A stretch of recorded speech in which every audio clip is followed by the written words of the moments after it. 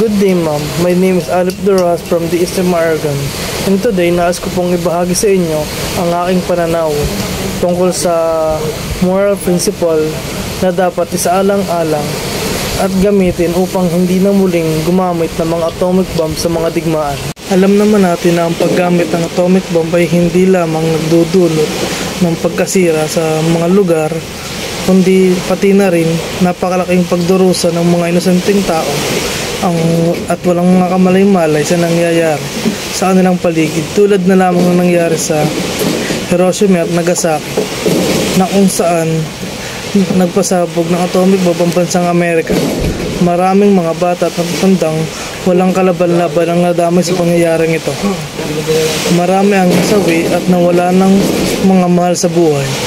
Halos 200,000 ang tinatayang nagbuwis buhay.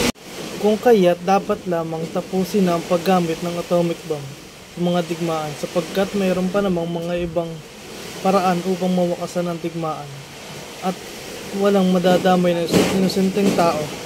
Ito ay ang pag-apply ng moral principle tulad ng paggalang sa buhay, katarungan at kapayapaan, na kung saan dapat ito'y maging gabay sa bawat desisyon ng mga lider ng bawat bansa.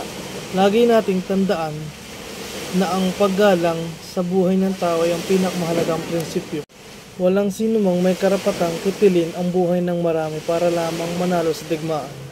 Dapat ding pairalin ang katarungan na nagsusulong ng tamang paraan ng paglutas sa alitan ng walang karahasan.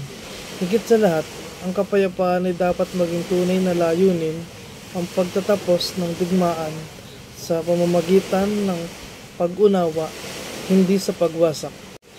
Kung lahat ay kikilos ng may respeto at malasakit, hindi na kailangang gumamit pa ng mga atomic bomb o namang sandata, sapagkat ang tunay na tagumpay ay ang pagkakaroon ng kapayapaan para sa lahat.